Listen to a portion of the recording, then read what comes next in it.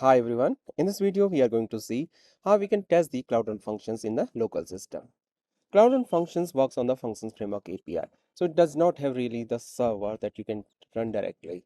But within GCP you have an Invoker framework that help us to run the server for the specific Cloud Run function. For testing it, you can go through the documentation of the GCP platform. Here, for writing any specific type of function, we need to implement the Functions Framework API. We have spoken about these in our previous videos.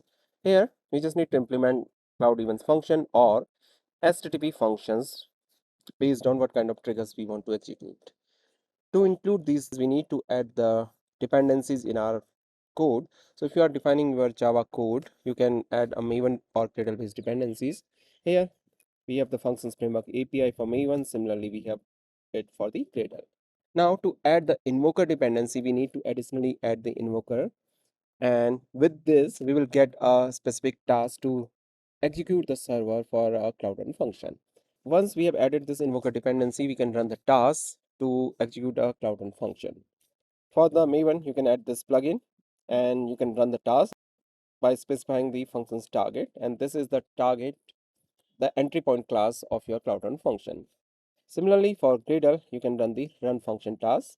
Here, we have this main invoker class. This class requires the port and the target. Port would be the port where the server will be running, and then the target is the class you want to run. So this is a functions framework API, so you need to have a Cloud Run functions class implementing either Cloud event or the HTTP function. That is what we have seen over here. Once you have added this run function task, you can run the command. For Maven, you can just run it like this, or for Gradle, you just need to run the function by providing the function target name. I have already included these in my local system. I have a couple of Cloud Run functions we will see for HTTP as well as cloud-based events. For HTTP function, I have a implementation here, which is implementing the HTTP function, and the same kind of code we have seen when we have demonstrated the Cloud Run function within GCP console. Right now, with this implementation, we need to return the response whenever the API will be called, and this is what we need to test. If you look at the build.gradle here, functions framework API dependency. Along with that, we have some of the dependencies related to the events of PubSub or the cloud storage for different type of triggers for PubSub as well as the storage. So now, in terms of invoker dependency, we have additionally invoker, and with the help of this, we have got a task run function, and this is the same task as we have seen in the documentation. Now we can run this particular task from our local system, and we need to provide the target class. Here I have a couple of Cloud Run functions based on different triggers. Let's start with the HTTP function. I need this hello HTTP function. We have task run functions, and here we need to provide the entry point hello HTTP function. Now, when I run this particular task, it will start a server, and the server is running at port 8080 to hello HTTP function. That means whenever we will call the API, it will pass that call to hello HTTP function, and it will call the service method by passing the request and response object. And if we just need to test it, we can just run the command call localhost 8080, and now you can see I have got a response, and this response we are returning from our hello HTTP function. Here we have input payload message and then the content type. If we need to test from the Postman, I can run a post API, have this input payload. If I run this, you can see I have got a response. We can test the HTTP based Cloud Run function. Now we have event based Cloud Run functions as well. In case of event, we will not be directly expecting the data in this JSON format. For example, if we have a PubSub based Cloud Run function, then PubSub sends the data in its own specific format, that is message, and then that contains the data, and within that you have the encoded payload. Similarly, for cloud storage bucket related event, you would have a data that contains the bucket name, file name, and some other information. That is the metadata of that particular event. So we have a different kind of input that we will receive for the event based triggers. And here, if you see the implementation for PubSub function, here we have function. So based on this event trigger, we have a specific type of event that is coming to this accept method. And for this event specification that is coming from the cloud native computing foundation, irrespective of the environment, whether it is GCP, AWS, Kafka, etc. For event based system, we need to have a specific data format, and this is being used by the GCP platform as well.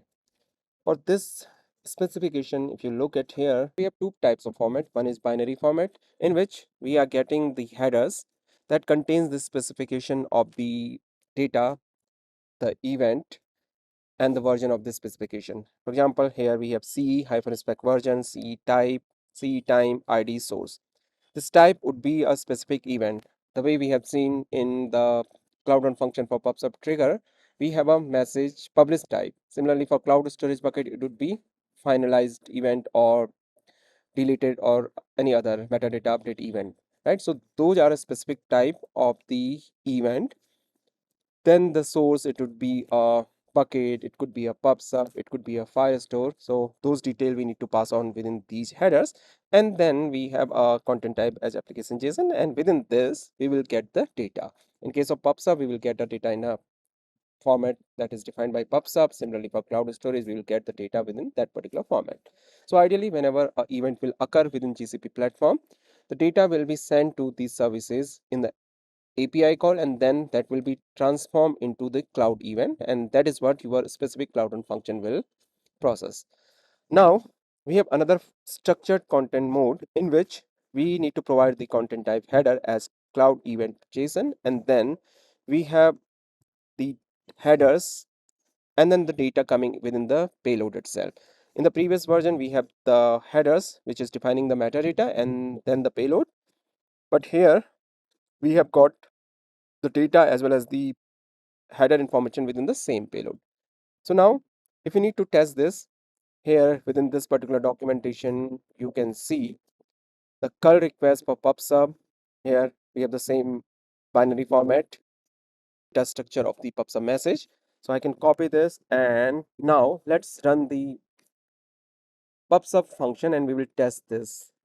It will start a server, and now it is listening to PubSub function. That means whenever the API call will be received by the Invoker service, it will call the accept method of this particular class. And now it need to pass on the cloud event data. Just contain the information of the message that is being received from the PubSub topics, the data as well as the attributes and the subscription related detail. And test it by just running the curl that we have copied here. Content type, application JSON. This would be the ID of the specific event. It can be any value. Specification version, there are different versions. So right now 1.0 is what we are using. And then the event time type, this would be the type that will be passed from the PubSub event. It is a message published. And here we have the source. This is a specific topic. So from whatever topic we have added the trigger, whenever this API will be called, these information will be passed from the GCP event, and then the data that is what being added to the topic. So this would be the data, base64 encoded format, and then the headers. Here we have got the subscription detail as well. Within the code, this data that we have got within this particular data. Now we have tested it with the help of binary format, wherein we are passing the headers and then the data separately. We have another way, as we discussed earlier, the structured format. Here spec version, type, source, ID, and then the data. The data part would be same, but the headers are coming now within the body itself. Here content type would be application cloud event plus JSON. Earlier it was application JSON. Now with this, we need not to add the CE hyphen. If I test it, here you can see that data that was passed within the data object. This is how we can test the PubSub based function. Similarly, we can test it for the cloud event based function. Here we have storage function. There is no difference within the structure of the function. It is also implementing the cloud events function, accept method, and here the data would be in a different format than the data that we have received for the PubSub message. It will contain the bucket, file name, etc.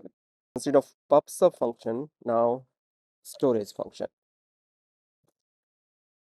It has started the server at port 8080. Storage function is being referred now. So whatever target we will define, it will point to that particular Cloud Run function. Okay. Now again for the testing, we can go here, cloud storage. Now you can see the data is in this particular format instead of message, and then the data which was encoded. Now we have the flat structure within which we have bucket, content type of the file, kind, and other metadata information. I will copy this logs, whatever information we have feed it. You can see here we have got that all information, and based on this bucket and file name, we can now connect with the cloud storage bucket by applying this code, and we can read the data. So this is one way, and another way, the same way as we have seen the structured pattern for the cloud storage as well. We will have the specification, type, source, etc. within the data itself, and then this is the data. Here again I'm getting the 200 response, and the data would be received by this particular function. You can test any specific event based triggers, be it firestore or any other event for that matter. Only thing is you need to just change the data part and the headers, and then the metadata part will remain same. This is all about this video. I hope you enjoyed it. Thanks for watching.